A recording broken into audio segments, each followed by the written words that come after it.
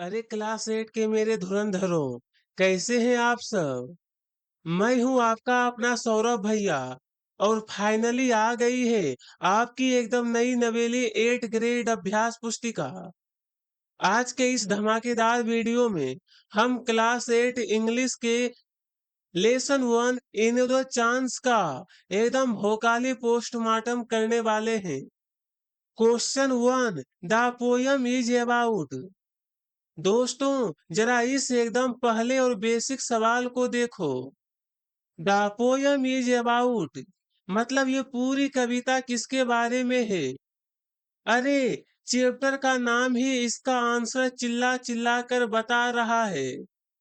सही ऑप्शन है सी, another chance, यानी एक और मौका। बच्चा पार्टी, ये पूरी कविता ही इसी बात पर है कि हमें अपनी गलतियों को सुधारने और फेलियर को जीत में बदलने के लिए हमेशा एक एनोदर चांस, एक नए मौके की तलाश होती है। प्रश्न 2, the port of the poem another chance. अब इस दूसरे सवाल पर फोकस करो। पूछ रहा है कि इस प्यारी सी कविता एनोदर चांस के कवि यानी पोएट कौन है। मेरे शेरों, ये नाम तो आपको एकदम दिमाग में छाप लेना है, क्योंकि ये एग्जाम में बहुत बार पूछा जाता है। सही ऑप्शन है ए, हेलेन स्टीनर राइस। दोस्तों, ये वो महान कवित्री हैं जिन्होंने हमें ये मोटिवेशनल पोयम दी है। प्रश्न 3, if you need to make a new start, what should you have. मतलब अगर आपको जिंदगी में एक नई शुरुआत यानी न्यू स्टार्ट करनी है, तो आपके अंदर क्या होना चाहिए। क्या इसके लिए कोई नया दिन चाहिए या कुछ और। सही ऑप्शन है ए, डीप डिजायर, यानी एक गहरी इच्छा या सच्ची लगन। मेरी पलटन, कविता की लाइन कहती है, it only takes a deep desire to try with all our heart.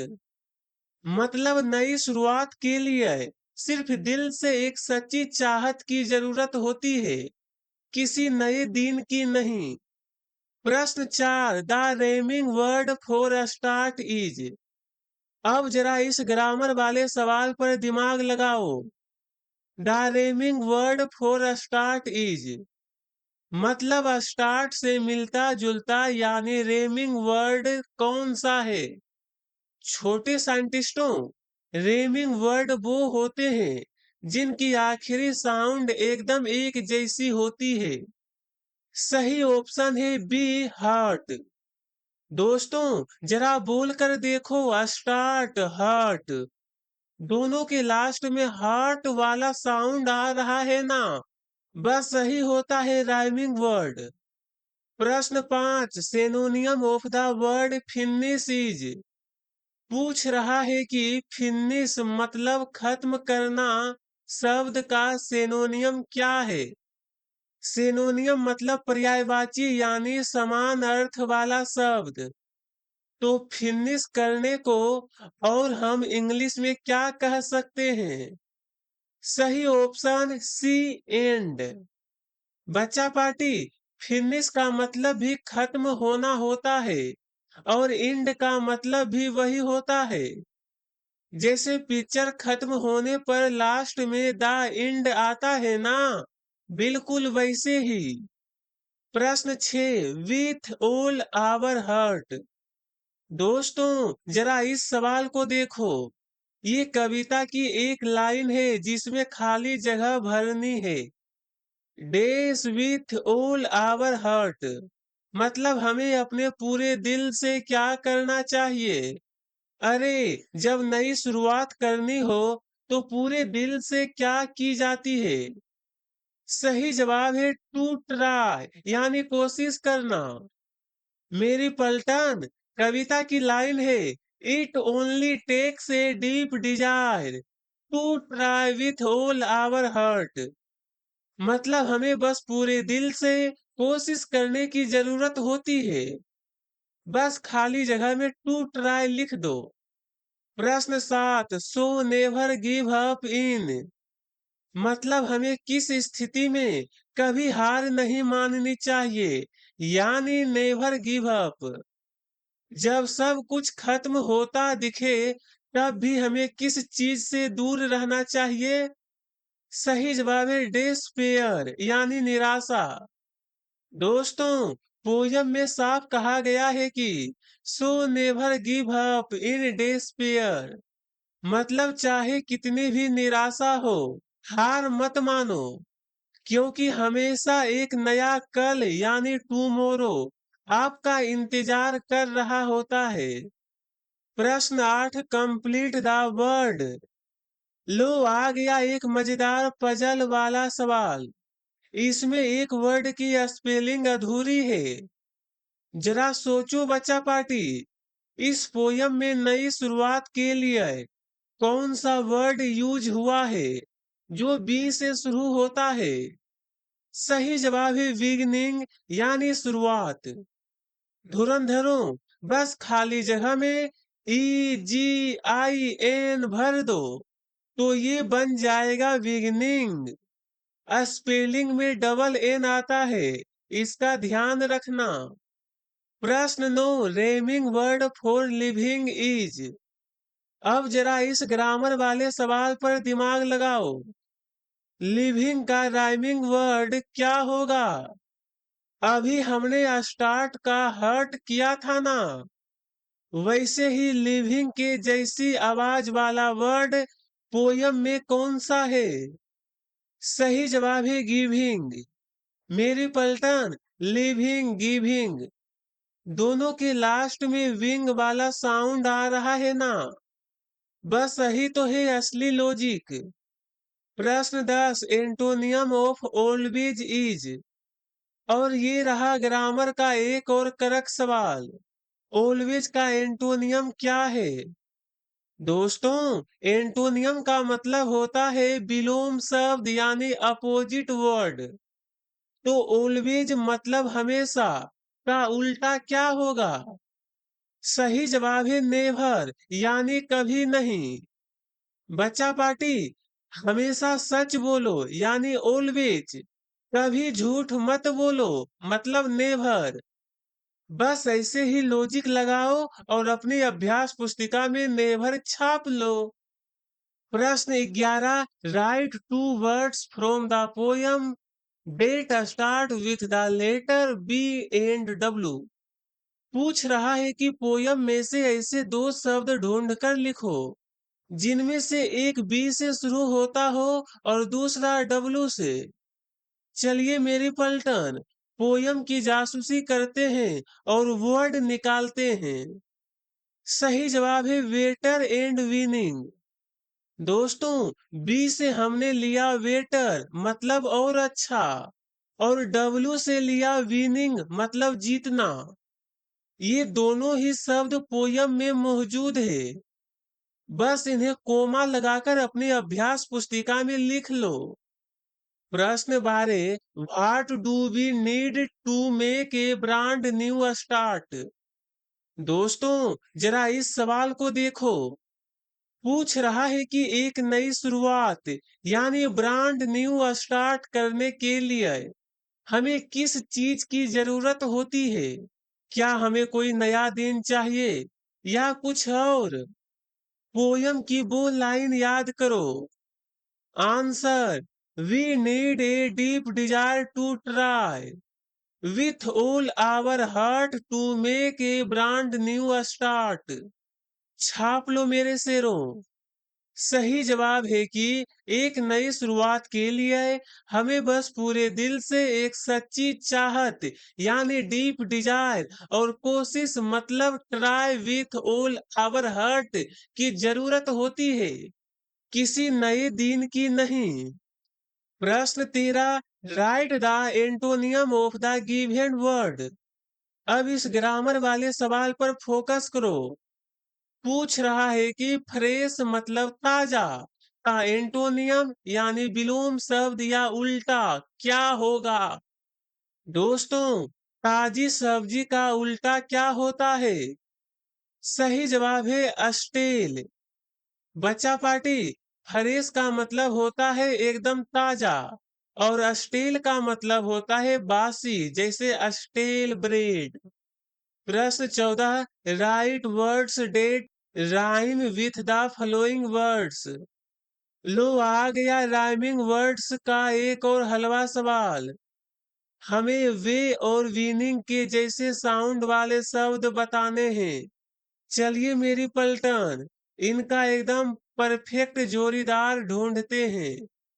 वे का राइमिंग वर्ड होगा डे, और वीनिंग का राइमिंग वर्ड हमने अभी इसी पोयम में पढ़ा था, विगनिंग। दोनों की आखिरी आवाज एकदम सेम है ना, बस इसे ऐसे ही लिख लो। प्रश्न 15, right any one stanza of the poem another chance. और ये रहा इस चैप्टर का सबसे बड़ा सवाल। पूछ रहा है कि एनोदर चांस कविता का कोई भी एक स्टेंजा लिखो। तो चलिए मेरी पलटन, सबसे आसान और पहली वाली 4 लाइनें लिखते हैं, जो आपको एकदम आसानी से याद हो जाएगी। Answer, how often we wish for another chance to make a fresh beginning, a chance to blot out our mistakes and change failure into winning। बस ये 4 लाइंस अपनी अभ्यास पुस्तिका में सुंदर सुंदर राइटिंग में उतार लो। इसका मतलब है कि हम कितनी बार एक नए मौके की दुआ करते हैं, ताकि हम एक नई शुरुआत कर सकें, अपनी गलतियों को मिटा सकें, और अपनी हार को जीत में बदल सकें। प्रश्न 16, what should we not do in despair. मतलब घोर निराशा यानी डिस्पेयर में भी हमें क्या नहीं करना चाहिए। पोयम के आखिरी पैराग्राफ में इसका जवाब एकदम साफ दिया है। Answer, we should never give up in despair. सही जवाब है कि हमें निराशा में कभी भी हार नहीं माननी चाहिए, मतलब नेवर गिव अप। क्योंकि हमेशा एक नया सवेरा आता है, जो हमें फिर से कोशिश करने का मौका देता है। प्रश्न 17, according to you what should we do to correct our mistakes. बच्चा पार्टी, जरा इस सवाल को देखो। पूछ रहा है कि आपके अनुसार यानी अकॉर्डिंग टू यू हमें अपनी गलतियां, मतलब मिस्टेक्स को सुधारने के लिए क्या करना चाहिए। पोयम में हमने क्या सीखा था। क्या हमें रोते रहना चाहिए या एक नई कोशिश करनी चाहिए। Answer, we should have a deep desire to make a fresh beginning and try with all our heart to correct our mistakes. सही जवाब है कि हमें एक नई शुरुआत, मतलब फ्रेश बिगिनिंग करने की गहरी इच्छा यानी डीप डिजायर रखनी चाहिए, और पूरे दिल से कोशिश, मतलब try with all our heart करनी चाहिए। दोस्तों, जब हम अपनी पूरी जी जान लगा देते हैं, तभी हमारी गलतियां सुधरती है। प्रश्न 18, pick out the rhyming word from the poem and write down. अब इस सवाल पर फोकस करो। कह रहा है कि पोयम में से राइमिंग वर्ड्स छाट कर लिखो। राइमिंग वर्ड्स का मतलब एक जैसी आवाज वाले शब्द, जैसे हमने पहले स्टार्ट और हार्ट किया था। चलिए धुरंधरों, कविता में से ऐसी जोड़ियों को बाहर निकालते हैं। पोयम में ये 4 एकदम परफेक्ट जोड़े हैं, start heart, beginning winning, forgive leave, और डिस्पेयर देयर। सबकी आखिरी आवाज एकदम मैच कर रही है। बस इन्हें अपनी अभ्यास पुस्तिका में ऐसे ही नंबर डालकर उतार लो, पूरे मार्क्स पक्के। प्रश्न 19, your brother has not perform well in the last cricket match. Write a letter to motivate him to perform will in the next match. लो आ गया इस चैप्टर का सबसे धाकर लॉन्ग आंसर। कह रहा है कि आपके भाई ने पिछले क्रिकेट मैच में अच्छा प्रदर्शन नहीं किया है। उसे अगले मैच के लिए मोटिवेट करने के लिए एक लेटर लिखो। चलिए मेरी पलटन, इस लेटर में हम एनोदर चांस वाली पोयम का जादू डालते हैं ताकि भाई एकदम शेर की तरह अगले मैच में बाउंस बैक करे। Answer, examination hall, Bhopal MP. Date, जिस तारीख को आप लिख रहे हो। Dear brother, I heard that you did not perform well in your last cricket match. Don't be sad. Winning and losing are part of the game. Every failure gives us another chance to make a fresh beginning. I know you are a great player. Never give up in despair. Just press stick hard and try with all our heart in the next match. I am sure you will win. Your lovingly your name. यहाँ पे अपना name लिख लेना है। एकदम झक्कास। दोस्तों, इस लेटर में हमने पोयम के बहुत सारे मोटिवेशनल वर्ड्स डाल दिए हैं।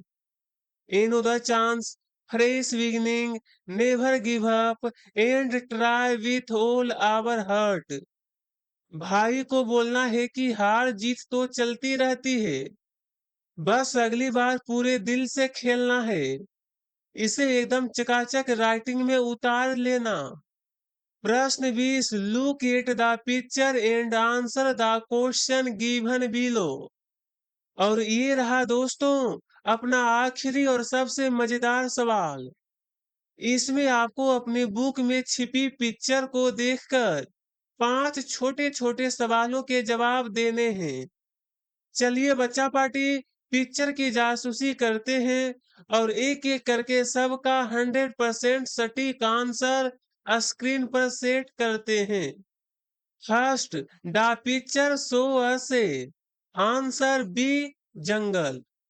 Second, which animal do you see in the picture? Answer, a deer. Third, how many trees are there? Answer, one tree. Fourth, do you see a tiger in the picture? Answer, no, I do not see a tiger.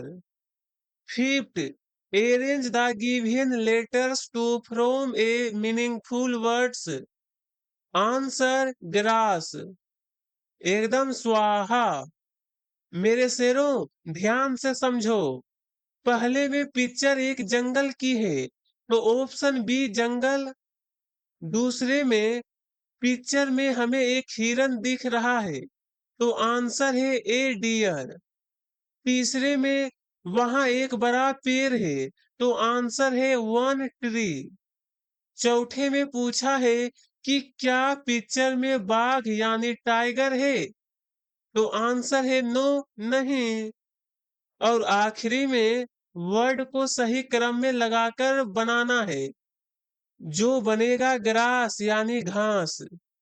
और लो मेरे बच्चा party, इसी मजेदार सवाल के साथ अपनी class 8 English lesson 1 भी पूरी तरह से हो गया एकदम स्वाहा।